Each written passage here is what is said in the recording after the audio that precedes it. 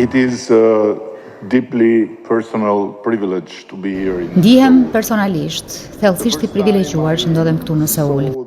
Herën e parë kam ardhur në këtë qytet kinematografik, më shumë se 2 dekada më parë si kryetari i Bashkisë së Tiranës, kryeqytetit të Shqipërisë. I myself came from a lost city.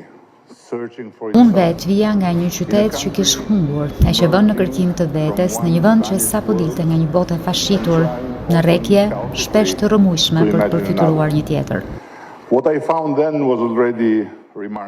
Ajo çfarë pash atkohë ishte tashmë e jashtëzakonshme, por ajo çfarë shoh sot që kthehem pas gjithë këtyre viteve, është diçka thellësisht prekse. Korea is proof that history matters, but that history alone does not decide destiny. And perhaps nowhere has this truth been illustrated more strongly. Korea është dëshmi se historia ka rëndësi, por e vetme historia nuk e vendos dot fatin.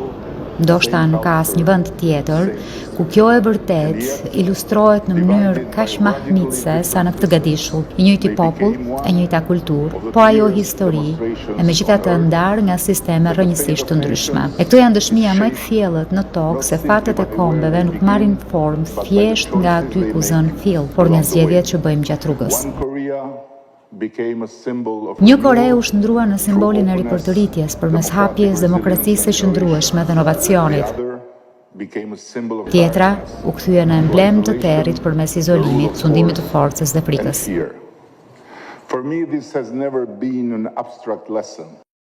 Ky për mua s'ka qenë kurrë veç një mësim abstrakt, sepse përgjatë një kapitulli të dhimbshëm të historisë së saj, Shqipëria ishte Korea e Veriut e Europës. E megjithatë, sot ajo po ecë në një tjetër rrugë, një rrugë jo e lehtë, e papërsosur natyrisht, por thelbësisht ndryshe. A path of institution building, a path of democratic modernization, a path toward the European Union. Një rrugë ndërtimi institucionesh, modernizimi demokratik, një rrugë drejt bashkimit evropian. Ne në rrugtimin ton po tregojmë se institucione demokratike mund të ndërtohen, edhe kur historia thot se është e pamundur, dhe se një vend, dikur kufizuar nga izolimi, mund të përkufizohet nga aspirata.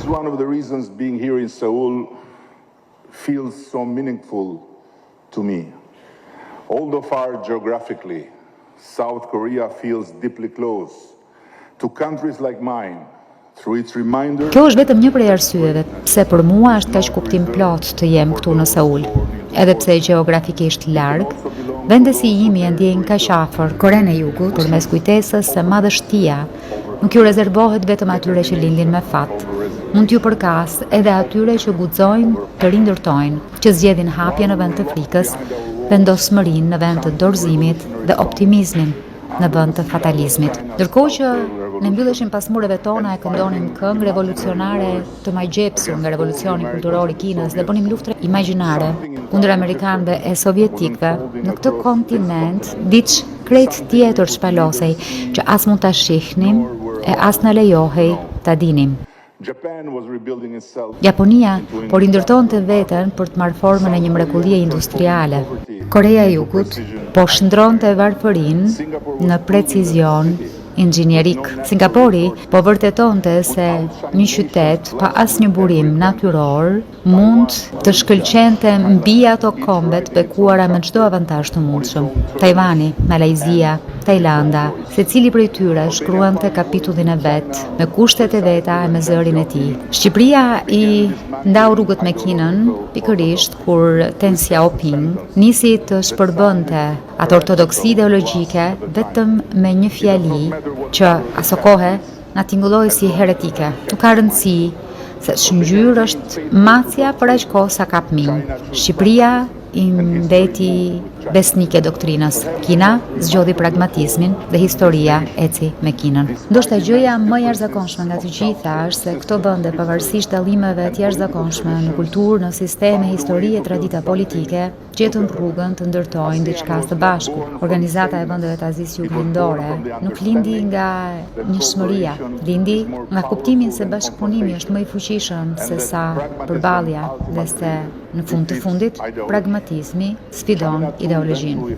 Edhe Kina më vonë gjeti vendin e saj në këtë bashkëbisedim, jo më si eksportuese revolucionit të përhershëm, por si pjesë e arkitekturës origjinale të aftë për të përthithur kompleksitetin, pa rënë nën peshën e tij e as duke jetuar në një parashikim konstant të rënjes së palës tjetër. Doja që e gjithë kjo urti që leadershipi akumuloi në këtë pjesë të botës të mund të shërbente pjesësime të botës si një burim përulës dije për mënyrën se si duhen lundruar dallimet, jo si arsye për konflikte, por si fuqi ekuilibri në interes të ndërsjellë të përparimit dhe mirëqenies për çdo shoqëri të përfshirë. Ka një thënie koreane që e dëgjova dhe që më pëlqeu shumë. Pas shiut dheu forcohet. Ka pak vende në botë që e mishërojnë më mirë këtë se sa Korea. Këtu, vështirësitë nuk e zbutën tokën në vend, por e bën më të fortë me vendosmëri kombëtare e po kështu dhe me krijimtari. Ka patur privilegjin që të bëhem mik me Min Suk, një prej arkitektëve më të mëdhenj të kohës sonë, vepra e të cilit admirohet jashtëmase dhe që po kështu po kontribuon edhe për projekte në Shqipëri. Përmes kësaj miqësie, jam kujtuar se edhe vendet që i ndajnë kontinente mund të hasen ndonjëherë me sfida çuditërisht të ngjashme. Si e ruajmë identitetin, ndërkohë që përqafojmë transformimin, si e ndërtojmë të ardhmen pa humbur thellësinë e kujtesës sonë.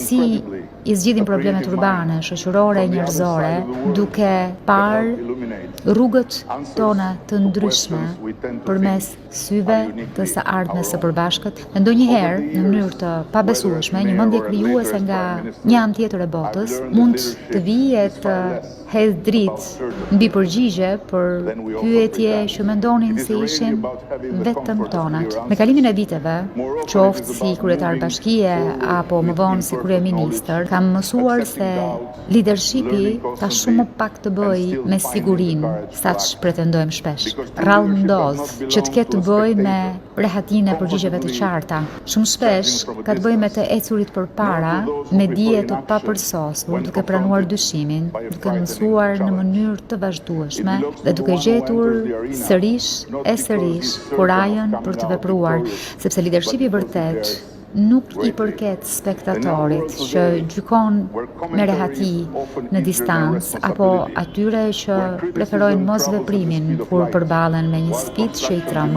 Ju përket atyre që hyjnë në arenë jo sepse janë të sigurt që do të dalin fitimtar, po sepse guxojnë shumë. Në botën tonë sot, kur shpesh komentet bijnë më lehtë se sa përgjegjësia, kur kritika udhton me shpejtësinë e dritës, kur ndërtimet e konstruktet kërkojnë ditë e natë, kur gjysmët e vërteta, shpesh gënjeshtrat më të mëdha, të ndjekin në çdo hap që hedh. Kuraja për të vazhduar në arenë, për të përballuar, për të ndërtuar, për të ecur përpara pavarësisht zhurmës, ndihet më me peshë se sa kurrë. Korea e dikte. Duke parë të dyja anët e Koresë, më vjen ndërmend një anekdote vjetër për dallimin midis Ferrit e Parajsës. Në të dyja vendet, njerëzit ulen rreth tryezave të mbushura përplot me ushqim, ndërsa mbajnë shigjeta të gjata, që janë shumë të gjata për ta çuar ushqimin në gojë.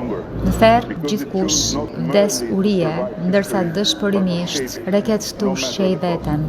Në Parajsë, përdorin të njëjtat shigjeta për të ushqyer njëri tjetrin. Rrugtimi i Koresë në shumë mënyra është historia e një kombi që hyri në arenë sërish dhe aty ajo çfarë nuk e vrau e bëri më të fortë sepse zgjodhi jo thjesht t'i mbijetojë historisë, por t'i jap formë asaj, pavarësisht kostos. Jap se ti jesh këtu është kaq privilegj i madh. Ndaj gjendem këtu sot përballë jush, jo që t'ju flas si dikush i jep leksione, por si dikush është ende duke mësuar nga Korea, duke mësuar nga shembulli i saj, e mirënjohës për kujtesën se leadershipin në më të mirën e vet nuk do të thotë e nuk ka të bëjë me të qëndruarit mbi të tjerët.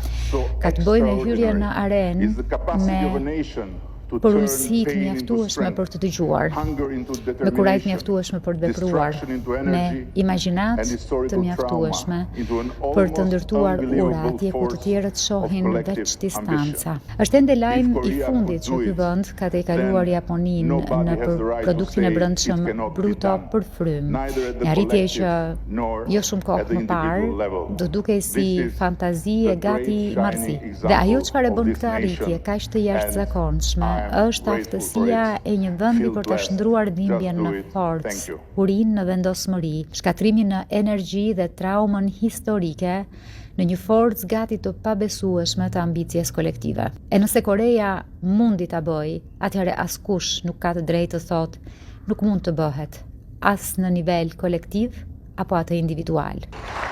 Ndihuni të bekuar, dhe thjesht bëjeni. Faleminderit.